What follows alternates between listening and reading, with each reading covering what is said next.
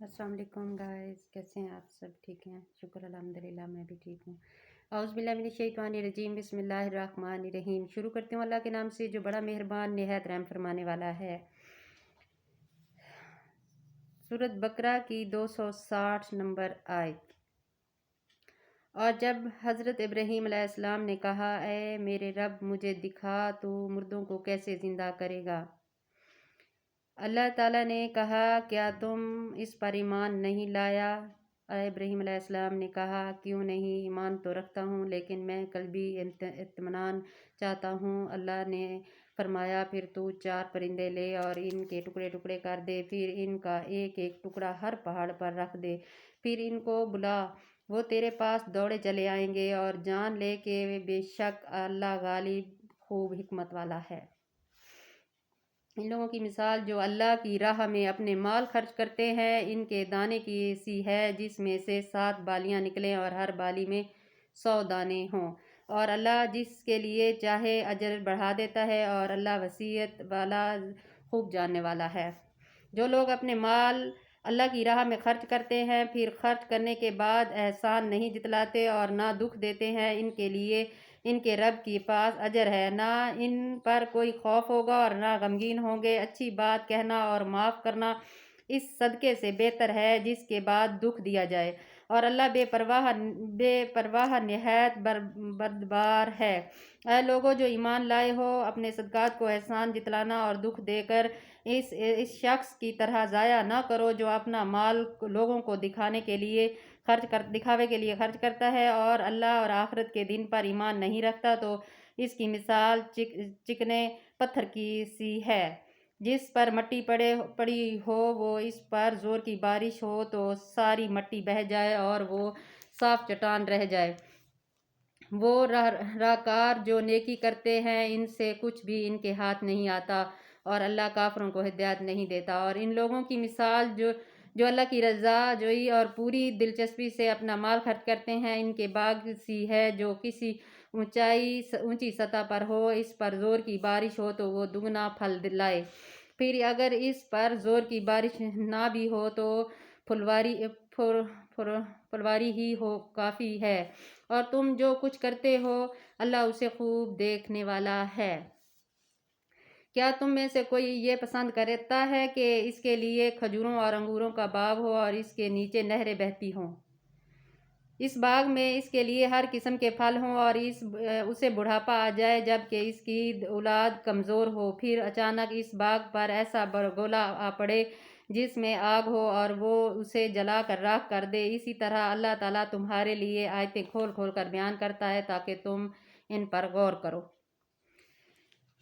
اے اللہ جو ایمان لائے ہو، تم ان پاکیزہ چیزوں میں سے خرچ کرو جو تم کماتے ہو، اور ان میں سے بھی جو تمہارے لیے زمین میں سے نکالی ہے، اور مت ارادہ کرو اللہ کی راہ میں ردی اور خراب چیزیں خرچ کرنے کا، جبکہ خود تو وہ چیز لینا بھی پسند نہیں کرتے، البتہ یہ کہ اس کی بات تم چشم پوشی کر جاؤ، اور جان لو کہ بے شک اللہ تعالیٰ بے پرواہ ہے، قابل تعریف ہے۔ شیطان تمہیں تنگ دستی سے ڈراتا ہے اور بے حیائی کے حکم دیتا ہے، اور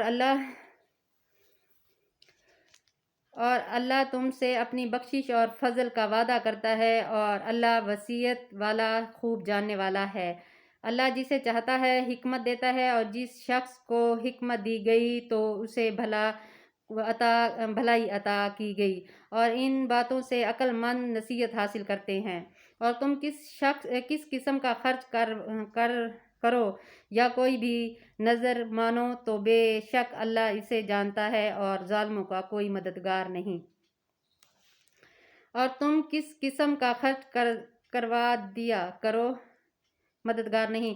اگر تم ظاہر کر کے صدقات دو تو یہ اچھی بات ہے، اور اگر تم چھپا کر فقیروں کو دو تو وہ تمہارے لیے زیادہ بہتر ہے۔ وہ اللہ تم سے تمہارے گناہ دور کر دے گا، اور تم جو بھی عمل کرتے ہو اللہ اس پر خوب خبر رکھتا ہے۔ اے نبی صلی اللہ علیہ وآلہ وسلم، لوگوں کو ہدایت دینا آپ کی ذمہ داری نہیں، لیکن اللہ جسے چاہتا ہے ہدایت دیتا ہے، اور تم اپنے مال میں سے جو خرچ کرو وہ تمہارے اپنے فائدے کے لیے ہے، اور تم جو کچھ خرچ کرتے ہو وہ اللہ کی رضا حاصل کرنے کے لیے ہی کرتے ہو، اور تم اپنا مال میں سے جو خرچ کرو گے اس کا تمہیں پورا پورا صلہ ملے گا، اور تم پر ظلم نہیں کیا جائے گا۔ سبحان اللہ۔ صدقات تو ان ضرورت مندوں کے لیے ہے جو اللہ کے کاموں میں اسے مشغول ہوں، کہ اپنے روزگار کے لیے زمین میں دوڑ بھاگ نہ کر سکتے ہوں، نہ واقف ہوں۔ شخص اس کے سوال نہ کرنے کی وجہ سے انہیں مالدار خیال کرے، تم انہیں ان کے چہروں سے پہچان لوگے۔ وہ لوگوں سے جھٹ کر سوال نہیں کرتے، اور تم اپنے مال میں سے جو کچھ خرچ کرتے ہو بے شک اللہ خوب جاننے والا ہے۔ جو لوگ اپنے مال خرچ کرتے ہیں رات اور دن میں چھپا کر، اور ظاہر ان کے رب کے ہاں ہے، ان کے لیے اجر ہے، نہ انہیں کوئی خوف ہوگا اور نہ وہ غمگین ہوں گے۔ جو لوگ سود کھاتے ہیں وہ قیامت کے دن اس سود کی طرح کھڑے ہوں گے جس شیطان نے چھوڑ کر بے ہوش کر دیا ہو۔ یہ سزا ان کے لیے ملے گی کہ وہ کہتے تھے تجارت بھی سود ہی کی طرح ہے، حالانکہ تجارت کو حلال کیا گیا ہے اور سود کو حرام۔ پھر جس شخص کے پاس اس کے رب کی طرف سے نصیحت آ جائے اور وہ سود کھانے سے باز آ جائے تو جو کچھ وہ پہلے کھا چکا ہو اس کا معاملہ اللہ کے حوالے ہے، اور جو شخص دوبارہ سودی معاملہ کرے تو ایسے لوگ دوزخی ہیں، وہ اس میں ہمیشہ رہیں گے۔ اللہ سود کو مٹاتا ہے اور صدقات کو بڑھاتا ہے، اور اللہ کسی ناشکر گناہگار کو پسند نہیں کرتا۔ بے شک جو لوگ ایمان لائے اور انہوں نے نیک اعمال کیے اور نماز قائم کی اور زکوٰۃ ادا کرتے رہے، ان کے لیے ان کے رب کے پاس اجر ہے، اور نہ ان پر کوئی خوف ہوگا اور نہ وہ غمگین ہوں گے۔ اے لوگو جو ایمان لائے ہو، اللہ سے ڈرو اور جو سود باقی ہے وہ چھوڑ دو اگر تم مومن ہو۔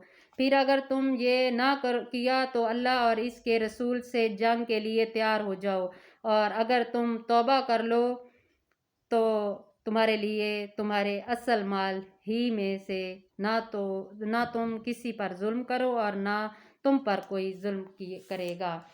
آمین ثم آمین۔ صدق اللہ العظیم۔ میرا چینل سبسکرائب کرنا، لائک کرنا، شیئر کرنا۔ اللہ حافظ۔